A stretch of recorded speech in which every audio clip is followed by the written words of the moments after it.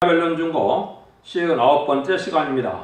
오늘 이사야 61장을 통하여 복음의 완전성에 대해서 신부단장에 대해서 변론해 보도록 하겠습니다. 본정은 60장과 같이 종말의 역사가 해돋는 곳에서부터 나타나는데, 그래서 새 시대가 이루어지는 역사인데, 그 역사는 어떤 복음의 정체를 가지고 있느냐, 그거를 우리에게 말씀하신다, 이렇게 볼 수 있습니다. 그래서 이제 동방 역사가 해돋는 곳에서 동방 땅 끝에서 이루어지는 역사가 인간 종말의 역사인데, 그 역사를 통하여 이제는 새 시대가 이루어지는데, 그 복음의 내용이 무엇이냐, 그 구체적으로 알려주는 겁니다. 1절입니다. 주 여호와 신이 내게 임하셨으니 이는 여호와께서 내게 기름을 부으사 가난한 자에게 아름다운 것을 전하게 하려 하심이라. 나를 보내사 마음이 상한 자를 고치며 포로된 자에게 자유를, 갇힌 자에게 노임을 전파하며. 여기 보니까 기름 부음 받은 자로서 아름다운 소식을 전하게 한다 그랬죠. 그런데 먼저 이걸 어떻게 된다는 거예요?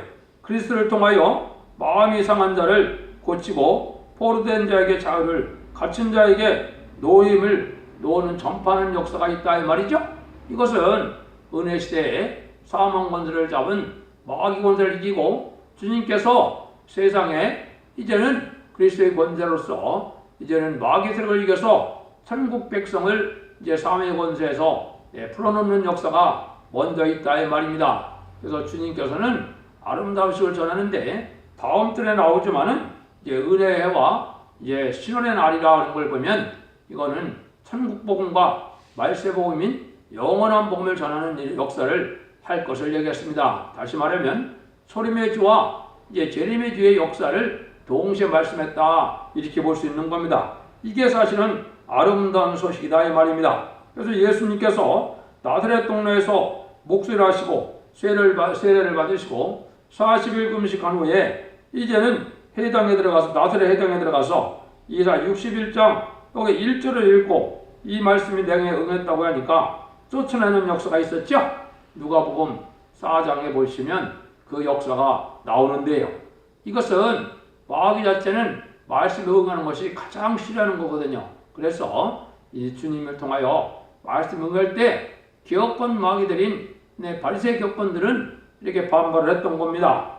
왜냐하면 하나님이 이제 뜻을 이룬 것은 모든 일을 말씀을 이루는 일이기 때문에 그렇습니다. 그래서 지금까지는 진정으로 아름다운 소식을 전하는 이런 일들을 해놓고 그런 터를 닦아놓은 것이 바로 예수님께서 천국복음을 땅끝까지 전하게 하는 그런 역사였다. 그래서 그 역사가 지금 하나님이 하셨던 일이다, 이렇게 볼 수 있거든요.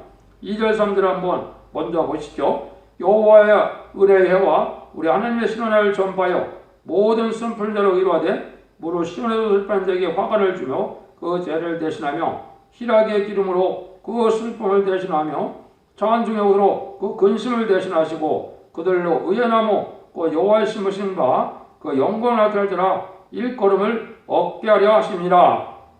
여기 보면 참 놀라운 일입니다. 하나님이 은혜의 때를 정하고 심판의 날을 전파해서 모든 슬픈 자를 이제 의로하는 역사가 되는데, 이제 화관을 준다 그랬죠.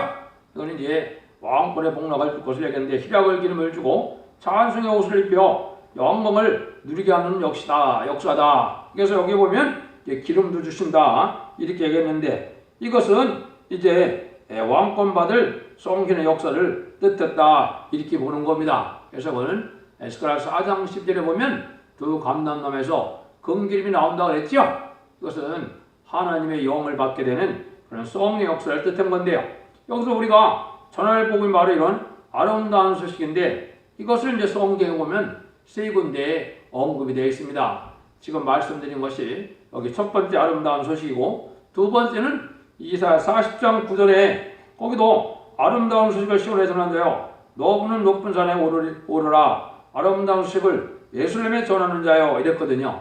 이것은 첫 번째 죽지 않고 새 시대 가고 죽지 않고 재림을 영접할 복음의 내용을, 말세 복음의 내용을 아름다운 소식을 통하여 온 세상에 알리는 일을 하게 한다 이 말인데, 이것을 다른 말로 하면 세일을 구하는 일이다. 이렇게 볼 수도 있습니다. 그럼 그런 시절이 지나면은 이제 어떤 때가 옵니까? 나홈서 1장 15절에 보면 볼지어다 아름다운 식을 노하고 정합병을 전하는 자요 발이 산 위에 있도다. 유다야 내 절기를 지키고 내 소원을 갚을지어다. 악인이 진멸됐으니 그가 다시는 내 가운데로 통행하지 아니라.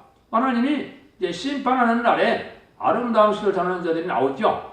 이게 이제 다시언의 대표를 통하여 17만 4천 명의 변성도 무리가 인간 중간에 마지막 변론을 전할 때를 얘기한 겁니다. 그래서 이 변론을 하고 나면 이제는 전성대만에 들어가게 되면 17만 4천 명의 무리가 차게 되고, 그러면 세상은 심판해서 악인들을 진멸시킨다. 그래서 악인 중에 악인이 지금 이방인데, 이방 중에 이방은 또 누굽니까? 예, 무신론 공산당이거든요.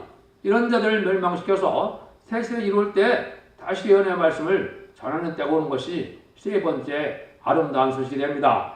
이런 말씀이 이제 응해가는 역사가 하나님의 하시는 역사다 이 말이거든요. 그래서 이제는 하나님의 역사가 이렇게 예언된 대로 모든 일이 순서 있게 차례대로 진행되는 것을 우리가 알 수가 있는데요. 근데 이것은 무슨 일이냐? 4절에서 9절입니다. 그들은 오래 황폐했던 것을 다시 쌓을 것이며 예로부터 무너진 것을 다시 일으킬 것이며 황폐한 성읍 곧 대대로 무너져 있던 것들을 중수할 것이며 예인은 서서 너희 양떼를 칠 것이요 이방 사람은 너희 농부와 포도원지기가 될 것이니 오직 너는 여호와의 제사장이라 일컬음을 얻을 것이며 사람들이 너희를 우리 하나님의 봉사들 할 것이며 너희가 열방의 제물을 먹으며 그들의 영광을 얻어 자랑할 것이며 너희가 수치 대신에 배는 얻으며 능옥 대신에 분깃을 인하여 즐거워할 것이라. 그리하여 그곳에서 배는 얻고 영영한 기쁨이 있으리라. 대전하 여호와는 공의를 사랑하며 불의의 강탈을 묘하며 성시 그들에게 갚아주고 그들과 영원한 언약을 세울 것이며 그 자손을 열방 중에 그 후손을 만민 중에 알리리니 무릇 이를 부르는 자가 그들은 여호와께 복받은 자손이라 인정하리라. 참 이게 놀라운 일이거든요. 이 황폐했던 것을 복받는 일이다 이 말이죠. 뭐가 지금 황폐가 되었습니까? 옛날 옛적에 아담과 하게 되었던 에덴 동산이 다 황폐돼서 흔적도 없이 된 그런 세상이 됐고, 세상은 멸망에 할 만한 그런 음란부패 살치살간 세상이 됐죠. 근데 여기서 하나님께서는 그 고토를, 그 에덴 동산을 회복시킨다 이 말입니다. 근데 이런 예방 동산을 회복시키는 이 사명자들에게는 놀라운 이러한 아주 축복을 준다 이 말이죠. 모든 사람들이 그들을 섬기게 하고 모든 사람들은 그들의 오히려 포도원 농부와 포도원 지기가 된다 이랬죠. 그래서 이 사람들은 누구냐? 여호와의 제사장이라 일컫는다 그랬죠. 참 이게 놀라운 일입니다. 지금까지는 예수님이 만민의 대제사장으로 오셔서 어떻게 했습니까? 마귀 된 자녀들을 하나님의 자녀를 만들어서 중생시켜서 천국 백성을 맺는 그런 역사를 해왔거든요. 근데 인간 중말에 여호와의 제사장은 뭐를 뜻하느냐? 이것은 이제 죽을 수밖에 없고 이제 지옥 갈 수밖에 없는 많은 이러한 인간들을 이제 영원 받은 사람들 물론 있지만 그렇지만은 이런 사람들을 어떻게 했는가요? 죽지 않고 새 시대로 인도하는 것이 여호와의 제사장이거든요. 이거를 이제 이사 66장 20에서 21절에 이 말씀을 예언해 놨습니다. 요게 이 사명 말세 사명을 통하여 새 시대 들어갈 걸 얘기했는데 이걸 한번 읽어드리면 나 여호와가 말하노라 이스라엘 자손이 예물을 깨끗한 그릇에 담아 여호와의 집에 드린 같이 그들이 너희 모든 형제를 열방에서 나의 성신 예루살렘으로 말과 수레와 겨자와 노새와 약대에 태우다가 여호와께 예물을 드릴 것이요 나는 그 중에서 택하여 제사장과 레인을 삼으리라 여호와의 말이니라. 얼마나 이게 놀라운 말입니까? 이것이 여호와의 제사장의 사명입니다. 그래서 말세 사명을 통하여 새 시대에 들어가는 백성을 이루게 돼서 새 시대로 인도한다 이 말이죠. 이 사람들이 다니엘서 12장 3절에 보면 이제 옳은 대로 인도하는 자들이 공생의 별같이 빛난다고 했죠. 이게 말세 사명자인 변화성대의 10만 4천 명을 얘기한 겁니다. 이런 사람들은 하나님께 복받은 자손이다 이런 데는 얘기죠. 그래서 가장 인류 역사상 가장 복받을 사람들은 바로 이 사람들입니다. 그래서 지금까지 순교자도 복을 받았지만은 이 사람들보다 더 복받은 사람이 없습니다. 그래서 이런 복을 받을 수 있는 이런 자들이 된다는 것이 정말 놀라운 하나님의 약속이다 이 말입니다. 10절 11절입니다. 내가 여호와로 인하여 크게 기뻐하며 내 영혼이 나의 하나님으로 인하여 즐거하리니 이는 그가 구원의 옷으로 내게 비추며 예 것으로 내게 도하여 심히 신령의 삶으로 쓰며 신부가 자기 몸으로 단정함께 하셨습니다. 땅이 싹을 내며 동산이 거기에 뿌린 것을 음독게 하는 같이 여호와께서 의와 찬송을 열방 앞에 발생하게 하시리라. 이와 같이 이제 기업을 받는다 그랬죠. 이것은 왕권을 받을 사람들을 얘기했는데 구원받아서 완전 단장을 하고 주님을 맞이할 자들이 신부단장이 됐다 이 말이죠. 이것은 성도의 의는 믿음의 의가 있고 행함의 의가 있는데 하나님의 말씀을 잘 믿을 뿐이 아니라 하나님의 말씀을 지켜 행함으로 이 행함의 의도 완성된 사람을 신부단장이 됐다 이렇게 하는 겁니다. 그래서 잠든 영혼을 깨우쳐서 많은 사람들을 새 시대로 가게 하는 사람들이 바로 이 변화성도인데 이 변화성도는 10만 4천 명이거든요. 이런 사람들이 이제는 이런 사명을 하게 되면은 일을 맡게 돼서 죽지 않고 변화승천하여 이제는 제 믿음을 영접하고 세세 왕권의 축복을 받을 종들을 얘기한 겁니다. 이런 사람들이 10만 4천 명이 나오는 때가 이제 전 3년 만인데 전 3년 만에 들어갔다가 심히 임박갔다는 것을 우리가 알아야 됩니다. 그래서 신부단장으로 주님을 맞이할 자로 새 시대를 이룬다는 얘기인데 구름 타고 변화승천할 신부단장을 하는 그 교회의 사명이 바로 첫대교의 사명이라 이 말입니다. 계시록의 21장 3절에 보면 또 계시록 1장 20절에 보면 금첫대의 비밀이 있고 일곱 촛대의 비밀이 있는 거죠. 일곱 사제의 비밀이 있죠.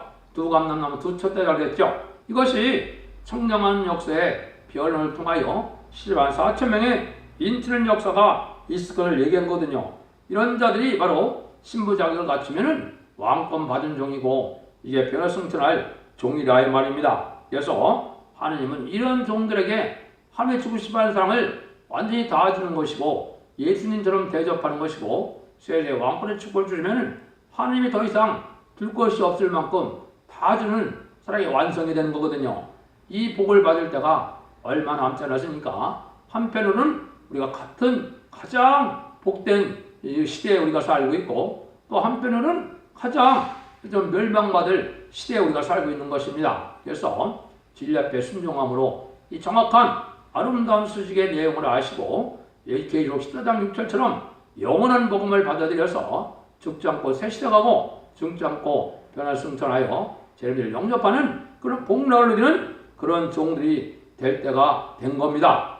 결론적으로 하나님께서는 그리스도를 통하여 완전한 인격을 이루어주는 동시에 완전한 기업을 주시는데 가장 영화롭게 해주신다 이 말입니다. 그래서 세세 왕권의 축복을 받게 되는데 그 사명은 다시안의 사명으로 변론 검열을 통하여 온 세상에 말세의 복음의 비밀인 예언서 계시록을 본문대로 변론하게 하시고 그 변론에 순종하면 세세의 축복과 죽지 않고 변화승천할 복을 받게 되고 순종하면 환난과 재앙의 심판의 날에 멸망당한다는 것이 하나님의 언약의 말씀입니다. 여러분들도 이런 복락을 누리는 복된 종들이 되어서 세세한 그런 축복과 자손만대 축복을 누리는 복된 종들과 성도님들이 다 되시기를 예수님으로 축원드립니다. 아멘.